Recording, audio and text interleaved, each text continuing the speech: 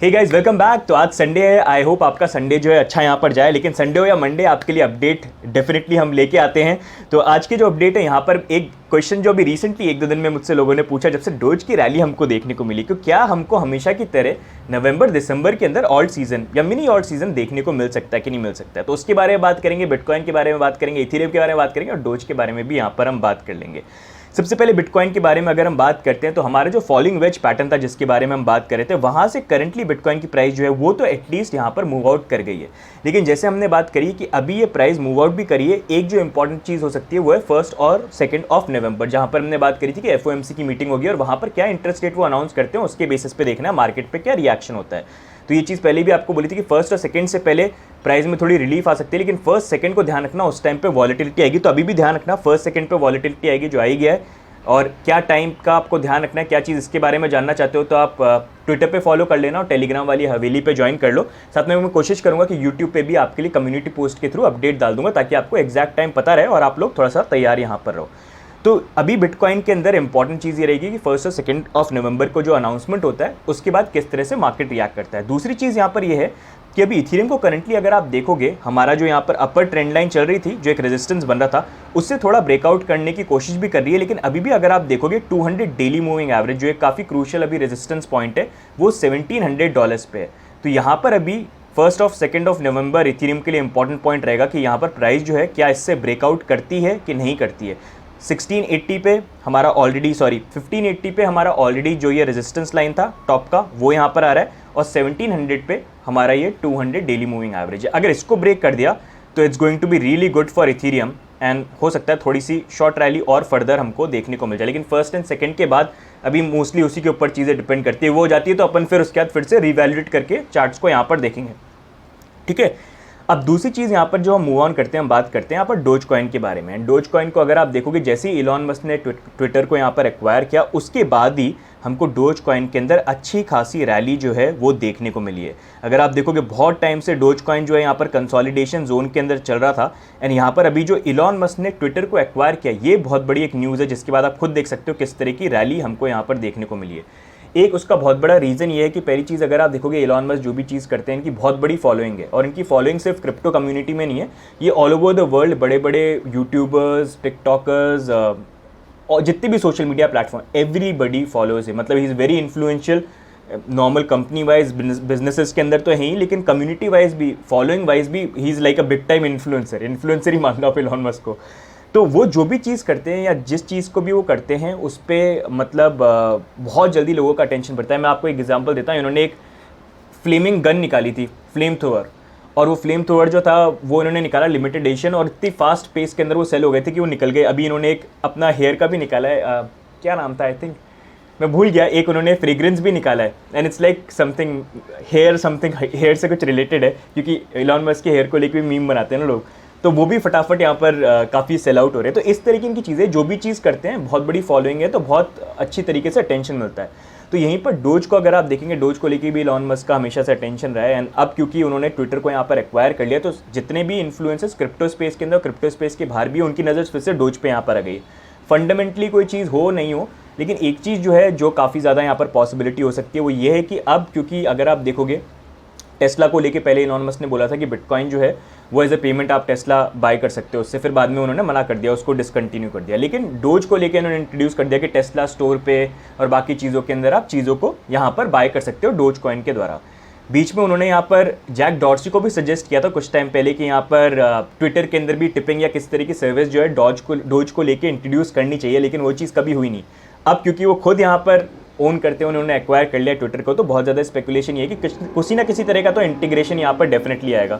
Tipping service हो सकती है, या फिर कुछ सर्विसेज बाय करने के लिए, एडवर्टाइजमेंट बाय करने के लिए, कुछ ना कुछ हो सकता है ट्विटर की जो इंटरनल करेंसी है वो भी उसको बनाने की कोशिश करे। अलग अलग स्पेकुलेशन है। अब इन द एंड वो करते क्या है, that is going to be important. तो उसके कारण क्या है, एकदम से सबका जो अटेंशन है क्रिप्टो कम्युनिटी में भी, और बाहर जो इन्फ्लुएंसर जो थोड़े से बाहर हो गए थे क्रिप्टो कम्युनिटी से, क्योंकि इतना बुल रन नहीं चल रहा था, उनका भी अटेंशन फिर से यहाँ पर डोज के ऊपर आ गया।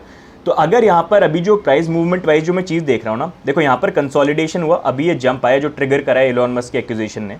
अगर यहाँ पर कंसोलिडेशन हमको इसी जोन पे ऐसे देखने को मिलता है, आप ये मान लो कि 10 से 11 के ऊपर अगर प्राइस रहती है और यहाँ पर कंसोलिडेशन होता है तो फिर हमको एक नेक्स्ट लेगअप जो है वो देखने की प्रोबेबिलिटी हो सकती है। लेकिन अगर ये बैरियर ब्रेक हो गया 0.10 से लेके 0.11 का, तो फिर थोड़ा फर्दर करेक्शन के चांसेस हो सकते हैं, जहाँ पर और लोअर जोन जो है जो 0.07 या 0.8 तक का एरिया वो जा सकते हैं। लेकिन आई फील हो सकता है प्रोबेबिलिटी ये कंसोलिडेशन हो, बट वील हैव टू सी। दूसरी चीज़ ये भी ध्यान रखनी है कि यहाँ पर अगर आप देखोगे ये प्रीवियसली एक हमारा काफ़ी सपोर्ट का जोन रह चुका है जो अब करंटली रेजिस्टेंस बन रहा है। तो अगर यहाँ पर ये एरिया रिक्लेम करके कंसोलिडेशन होता है कुछ दिन का, I think that will be a good thing. यहाँ पर रिजेक्शन नहीं है तो नहीं तो फिर वही लोअर जोन पे फिर से आ जाएंगे तो लिमिटेशन हो जाएगी। तो this is something that I am going to be watch out for. लेकिन थोड़ा ध्यान रखना डोज को लेके, क्योंकि अभी तो एलॉन मस्क ने कुछ अनाउंसमेंट भी किया नहीं है, कुछ बोला भी नहीं है, एक ट्वीट भी नहीं किया, उससे पहले इतनी रैली आ गई है। तो सबका अटेंशन वैसी डोज पे है, तो अगर कुछ ट्वीट कर देंगे तो एकदम से वॉलेटिलिटी भी आ सकती है। तो अपने ध्यान रखना, लॉन्ग शॉट जो है लिक्विडेट मत हो जाना, यहाँ पर थोड़ा सा केयरफुल रहना, ठीक है। तो ये यहाँ पर डोज को लेके हो गया। अब दूसरी बात अगर हम यहाँ पर करेंगे कि क्या हमको यहाँ पर करेंटली थोड़ा सा हमको ऑल्ट सीजन जो है या मिनी ऑल्ट सीजन जो है हमको देखने को मिल सकता है। जैसे डोज के अंदर प्राइस राइज आया, वैसे क्या दूसरे ऑल्ट्स में आ सकता है। तो यहाँ पर कुछ फैक्ट्स है जो मैं आपसे यहाँ पर शेयर करूँगा। तो अगर आप देखोगे ना करंटली जो जब भी हमारा जो ये नवंबर और दिसंबर का मंथ रहा है, यूजली ऑल्ट मार्केट के लिए एक अच्छा टाइम यहाँ पर रहा है।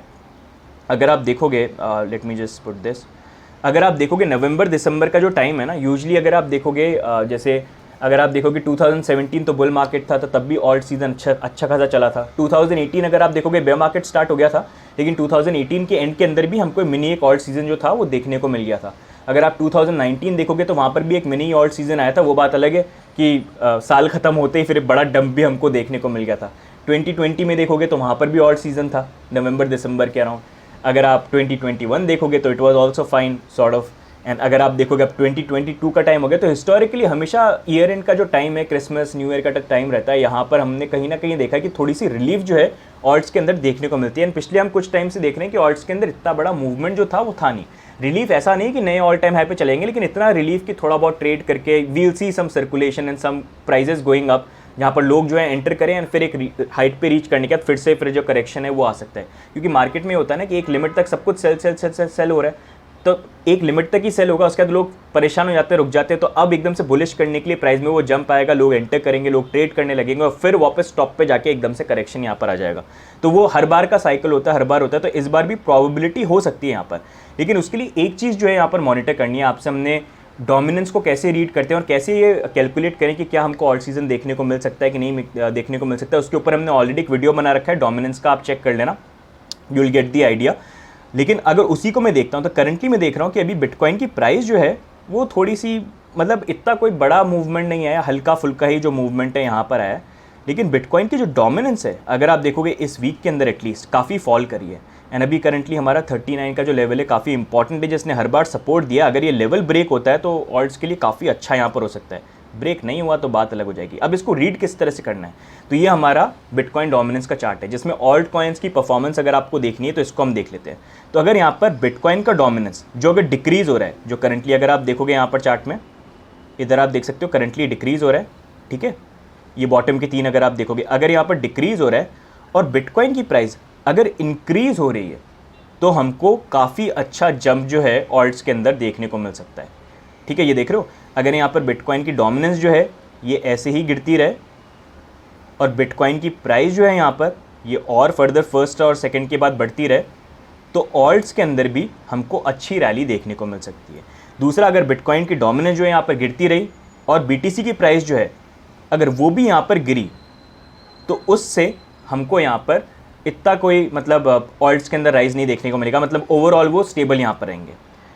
तीसरा, अगर बिटकॉइन की डोमिनेंस गिरती रही और बिटकॉइन यहाँ पर गिरा नहीं, अगर स्टेबल भी रहा कि इस प्राइस के अराउंड हम ऐसे चलते रहे, थोड़े से ये मान लो आप ऐसे चलते रहे, तो उसके अंदर भी ऑल्ट्स जो है हमको एक मिनी ऑल्ट सीजन देखने को मिल सकता है। तो यहाँ पर बेसिकली ये कि या तो बिटकॉइन की प्राइस स्टेबल रहे एक जोन में, या फिर यहाँ पर पंप करे और साथ में डोमिनेंस जो है वो कंटिन्यूशन में फॉल करे और यहाँ पर 39 लेवल के नीचे आ जाए। अगर ये चीज़ होती है तो समझ जाना कि ऑल्ट का जो टाइम है, ऑल्ट सीजन का टाइम जो है वो हमको देखने को मिल सकता है। एंड फिर वो एक करेक्ट टाइम होगा जहाँ पर कुछ ऑल्ट्स के अंदर रिस्क कैलकुलेट करके थोड़ी सी ट्रेड्स जो है यहाँ पर बन सकती हैं नवंबर दिसंबर में, और फिर उससे एग्जिट करना भी इंपॉर्टेंट रहेगा बिकॉज उसके बाद फॉलोइंग फिर टाइम पे हमको क्रैश भी जो है यहाँ पर देखने को मिल सकता है। तो रिलीफ जो आएगा शॉर्ट टाइम का आएगा जिसमें ऑल्ट्स में परफॉर्मेंस मिल सकती है, can be a good time to make some trades and make some money, but उसके बाद ये भी ध्यान रखना there is going to be a collapse as well following months के अंदर। हिस्टोरिकली तो ऐसा होता है, मार्केट में ये साइकिल मैंने हर बार यहाँ पर देखे हैं। तो उसी अकॉर्डिंग आपसे भी मैं शेयर करूँगा। आई थॉट थोड़ा सा आपको इसके बारे में आइडिया दे दूँ ताकि आपको भी क्लैरिटी मिले कि करंटली चल क्या रहा है। थोड़ा सा लंबा वीडियो हो गया ये, एंड आई थिंक टाइम भी हो गया, मेरे को निकलना भी है अभी करंटली। तो आई होप ये जो वीडियो है आपको यूजफुल लग रहे हैं guys, and please do like, do subscribe because I am trying every day, कहीं पर भी कुछ भी हो, आई ऑलवेज अभी मैं ट्रैवल वगैरह कर रहा हूँ तो आई ऑलवेज मेक श्योर कि आपके लिए अपडेट और आपके जो क्वेश्चन है उनको देख के वीडियो अपलोड यहाँ पर जरूर करूँ। तो लाइक एंड सब्सक्राइब जरूर करना, that's the only thing that keeps us motivated. बाकी आपकी क्या व्यू पॉइंट है बिटकॉइन के, इथेरियम को लेके, ऑल्ट सीजन को लेके, आपको लगता है क्या लगता है नवंबर दिसंबर मिनी ऑल्ट सीजन आएगा, मेगा ऑल्ट सीजन आएगा, या आपको लगता है नो ऑल्ट सीजन, लोग ट्रैप होकर नीचे फंसने वाले हैं? And more importantly 1 and 2 of November, ये ध्यान रखना, ये क्रूशल डेट है।